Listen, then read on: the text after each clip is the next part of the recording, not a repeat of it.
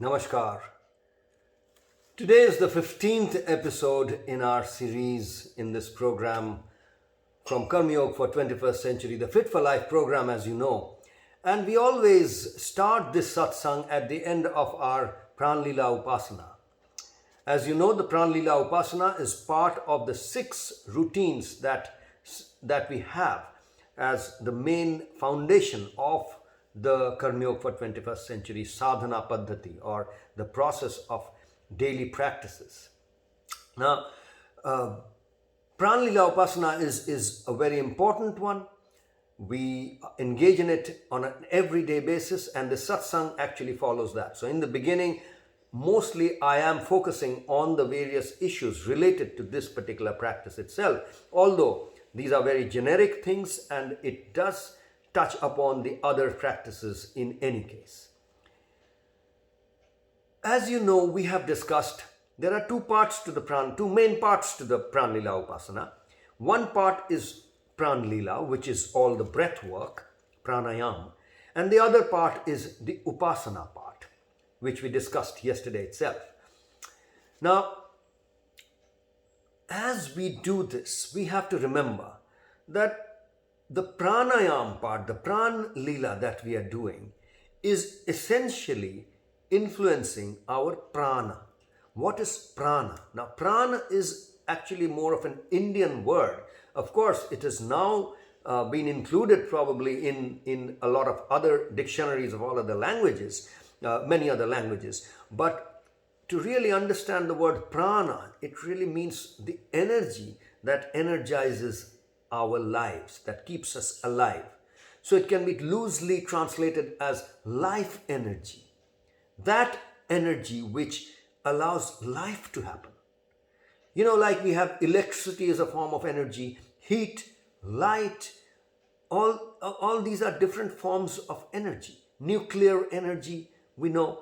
So motion, kinetic energy, potential energy, these are different kinds of energies that we have heard of, we have studied about. Maybe even if we have studied a little bit of science at school level, we know that there are all these different kinds of energies.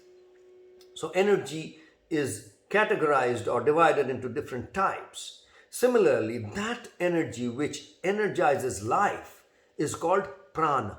So life energy is prana. It is also often called vital force or vital energy. There are different terms that have been used in English to really talk about this. But prana is something that we don't need to really theorize about, because we all experience it all the time. If we are feeling lazy, dull, we feel I'm out of energy.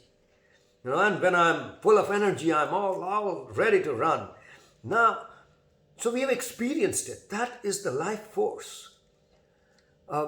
We've also experienced it in other ways. For example, when someone dies, we first go and see that the person has lost their heat in their body. Heat in the sense, the body has become same temperature as the room itself.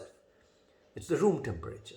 We know normally the body maintains a certain temperature which is different than the ambient temperature. If the ambience is cold, the body remains hot. If the ambience is too hot, then also the body remains at the same temperature. So that ability to regulate the temperature of the body, which is measured by a thermometer, all of us know about this. If not a thermometer, we touch and feel our body's heat. That is an expression of energy in our body. Now that's not the only aspect of energy in our body. We know that if I pinch here, there is a signal which goes all the way to the brain. The signal is like the signal that is traveling in an electrical circuit. So if there is a circuit, the nervous system provides the circuitry through which the signal moves. So that also is a kind of energy, signals flowing through the body, through the nervous system. So we have all experienced this. So we really know the existence of this dimension called the prana, the energetic dimension of our being. Now, this life energy, where does it come from? If we go into certain basic chemistry, I'm not talking about PhD level or, graduation level or master's level, just basic school level chemistry. We know that there are exothermic reactions, or reactions, particular type of chemical reactions, the byproduct of which is energy.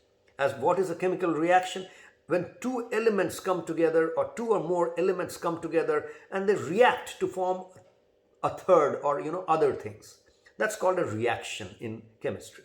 Most basic thing, most of you know this, but I'm just repeating, just in case there are people who have forgotten or who haven't studied this part of chemistry.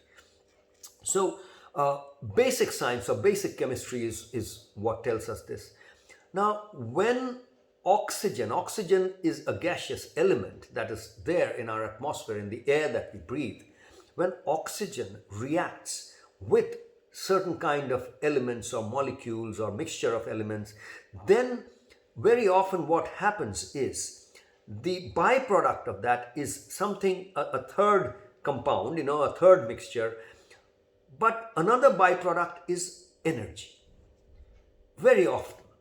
So oxidation reactions, where oxygen is combining with something else, it results in production of energy. This is something that science tells us. Science has observed that this happens.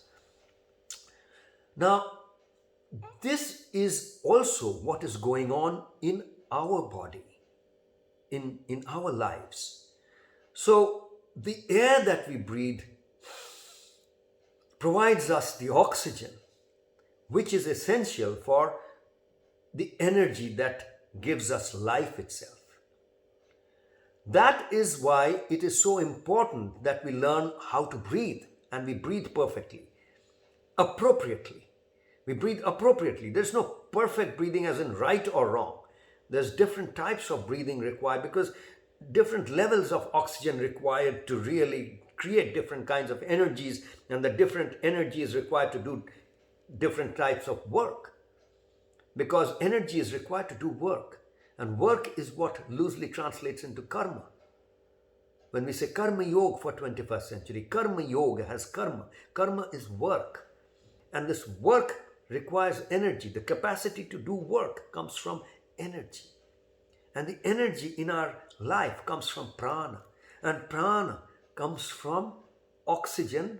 And what is that other part which is essential for the production of prana, energy in our bodies, other than oxygen? Oxygen is one, we know. That's why we are giving so much importance to breathing. But what is that other part? And that's the one that we are going to talk about today. That's the topic. That's why I am here today for this satsang. To really understand what is that other element or compound or other thing that is required, which combines with oxygen. Oxygen is here. Let me take these two. So this is oxygen. What is that other thing that is needed, which will combine with oxygen to create prana, or prana shakti, or energy? So the other element, very simply, is food. The food that we eat, that provides the other stuff that is needed for oxygen to react with and create energy. That reaction happens all across the body. It doesn't happen in one particular place in the body. In every cell of our body, in fact, that's going on. This energy production is going on in a certain way.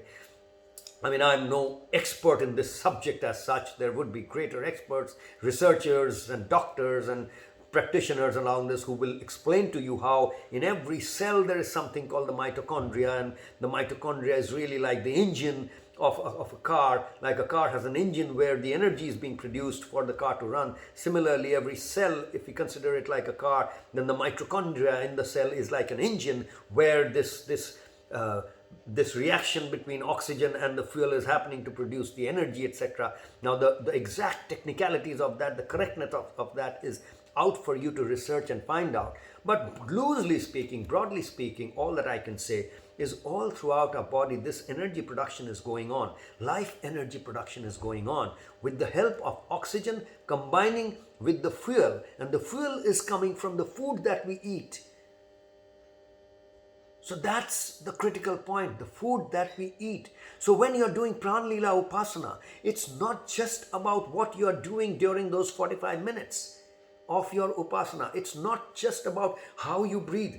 It's also about what food you have eaten before that. What is there inside you as the fuel that will be burnt by the oxygen that you are breathing. So the upasana is not just about coming, sitting and doing something. It's about your whole lifestyle. And that's the importance of nutrition.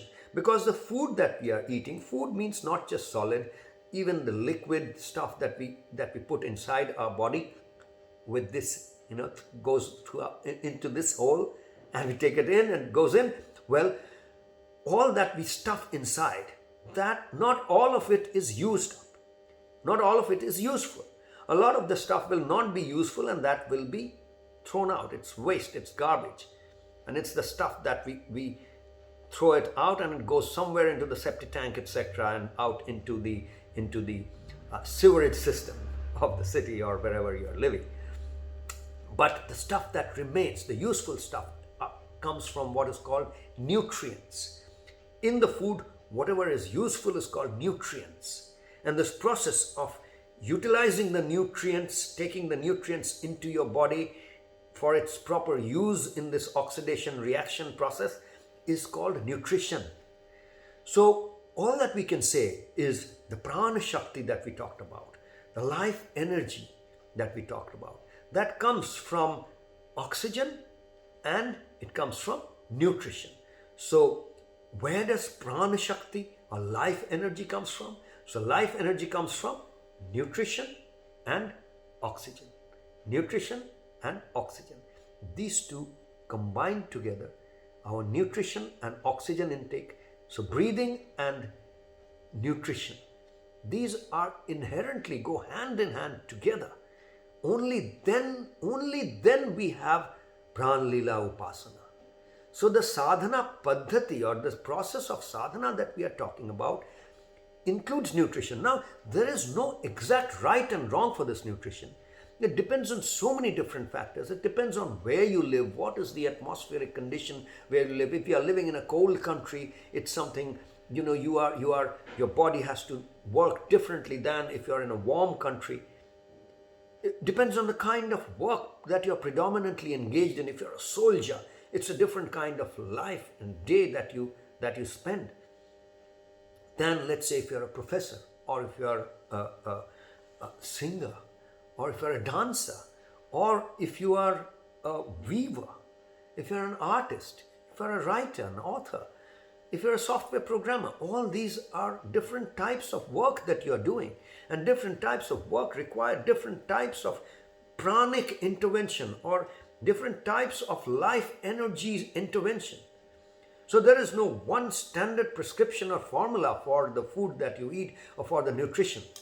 But there are, of course, generic do's and don'ts, and we need to understand and learn about all this. Only then we will be able to graduate through this Fit for Life program. So the Fit for Life program does include and must include, and as we go through this program, we must understand that we have to emphasize nutrition, what we are eating, drinking, putting inside this body, because that is what all that we are breathing, that is burning and resulting is prana. And the resultant energy is prana. And then when we do sadhana to have control over this prana, this energy, that is when we can say we can control what we are doing, how we are acting, how we are behaving, which in turn will influence our attitudes, our value systems, everything. So, friends, that's today's episode. The lesson that we learned from today is that prana shakti comes from what we eat and drink and what we breathe. So breathing as important as food, eating and drinking. These two have to be emphasized. We need to spend time to learn about these two. All our curriculum needs to emphasize this. And as human beings, it's not just when we go to doctors, they will tell us what to do about nutrition. We go to a nutritionist and only then learn. No, each one of us have to be a nutritionist for our own selves. We don't have to be a nutritionist for others, but what is good for me now, today? Only I can know if I'm, because the nutritionist also will not have all the data and information that I have about my own self. everything that's going on. Maybe in some future time that might happen where all the data is being collected in a certain way through probes and through other interventions that go into our body, and someone outside has all the more information in a better way. But we do have the information already. We are already connected. If we just develop that ability in us to understand what is going on in this body, to be conscious about what's going on in this, then we know what we need. Know the kind of energy that we need. We are born with this power. We just need to develop this. Once we develop then this power to understand the kind of energy needed to deal with different kind of life situations. So once we know that, then we can actually produce the kind of, make available and control the kind of energy, the prana that we have. But for that, it's very important that we pay attention to and learn about nutrition and the food and what we eat, what we drink, and all that. So that's all for today's satsang, friends. Take it easy and take care. Namaskar.